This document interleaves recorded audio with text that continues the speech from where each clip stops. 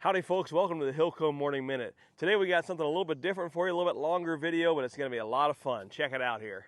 Howdy folks, John with HillCo here. I am here in Yadkinville, North Carolina with my old buddy and customer and beekeeper friend of ours, Keith Spillman.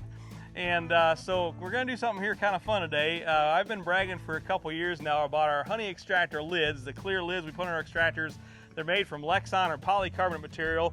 And I brag about how durable they are, how they're basically unbreakable. And I've even said you can run them over with a truck, you can run them over with a tank.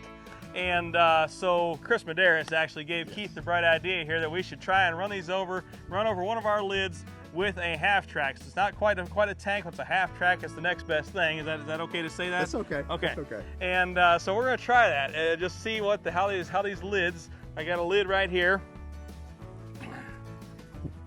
One of our extractor lids. We're just gonna see how this puppy reacts when we run over it with when Keith runs over with the half track here. So before we get to that, Keith, can you give us a little history on this beast?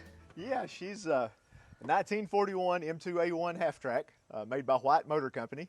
I named her Bertha.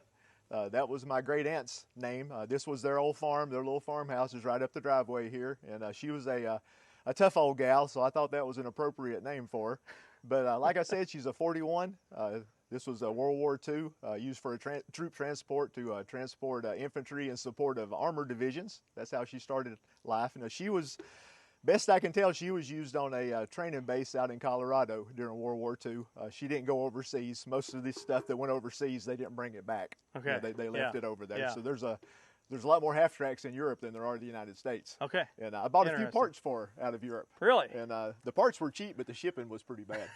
I believe that. But she was in a million pieces, so I had to restore her, and this is what we came up with. And you got 50 cal up there and then 230 caliber on the sides, right? Yep. And it would hold how many soldiers?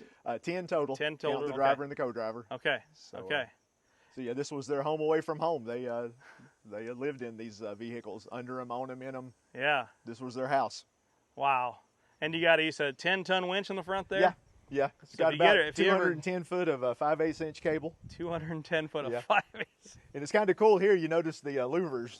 You can close these with a lever over on the co-driver's side, so you can keep the bad guys from shooting your radiator out. Nice. So Nice. she's got several little cool things like that.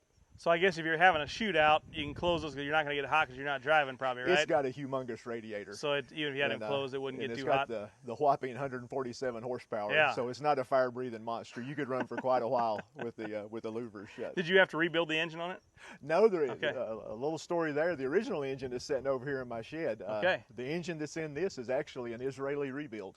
Really? They used half tracks in Israel up into the 90s. Really? Okay. They put rocket launchers and all kinds of cool stuff in them. Yeah. A lot of them, they pulled out the original motors and put little Perkins diesels in them. Okay. But this one, if you look at the nameplate on the side of the engine, it's in Hebrew. Really? So when I popped I had to pop the head off before I put it in, and it still had the crayon marks on the valves. So it had never been started. Yeah. So yeah. it was a brand new Israeli rebuilt engine. That's amazing. And she runs great. Yeah. Anyway, yeah. Well, I guess you'll hear it just in a minute though, as he starts it up and tries to run over this lid off of one of our E8 extractors. It looks like this comes from. So we're going to find out here in a minute whether these Lexan polycarbonate lids are going to break under the weight of how heavy you say it was? She weighs about 16,000 pounds. 16,000 pounds. So if it still does break, it doesn't mean your extractor lid is going to break. We're just going to have fun here and try this out. But I'm betting it's not going to break. We'll see. All right. So Keith's getting into Big Bertha right now. We got a 4x6 sitting here, and there's the lid sitting at an angle, so the full weight of it's going to kind of come onto it and bend it over as that track goes over top. So let's see what happens. Take her away, Keith. I think this runs so nice.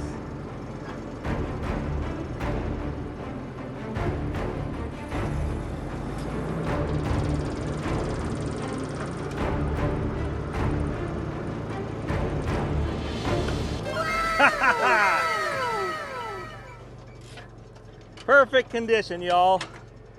Not a crack, not a break. Ain't that something? 16,000 pounds, or part of 16,000 pounds anyway, going over top of it. Look at that, Keith. Cool. Not a daggum thing wrong with it. Well, there you have it, folks. Those lids off a HillCo extractor can be run over with a tank and they won't break. So I was right. I was just guessing, but I was right. Now just for kicks while we're at it, that last lid was for the E8 extractor, a smaller lid, a little bit smaller, a lot smaller size, and a little bit thinner material. So this should hold up just as good. This is off of a 21 frame model, I believe. So a little bit thicker stuff. It should be the same product. I don't think it'll break either, but maybe, just maybe, who knows if it's more brittle or not. We're gonna find out. That's about right, isn't it? That's what we did. All right, go ahead, Keith.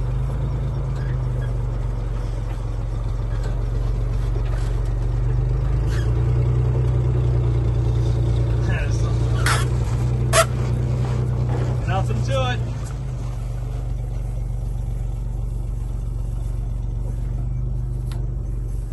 All you can see is a little mark where it bent right over top of the 4x6 there.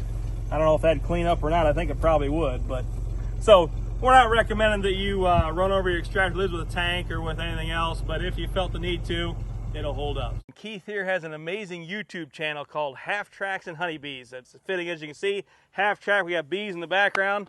And so Keith, you want to tell us a little bit about what you do on your YouTube channel? Yeah, I just have a lot of fun. Obviously, there's stuff on there about the half track, about events we do, working on her, working with the Jeep. I've got videos about working with the hives, inspecting how I do certain things. Hopefully people can maybe learn a few tips. And then a lot of my videos are just me and my dogs just out playing in the woods, down at the creek, just having a good time. So it's a lot of variety, but yeah, half tracks and honeybees popped in my head one day. Kind of made sense. Yep. So that's how we got here. Nice, nice. It does make sense. So we have his channel linked below the video here in the caption below. So click on that, check out Keith's channel, subscribe, and thanks so much for watching. Hope you enjoyed this. Have a great day.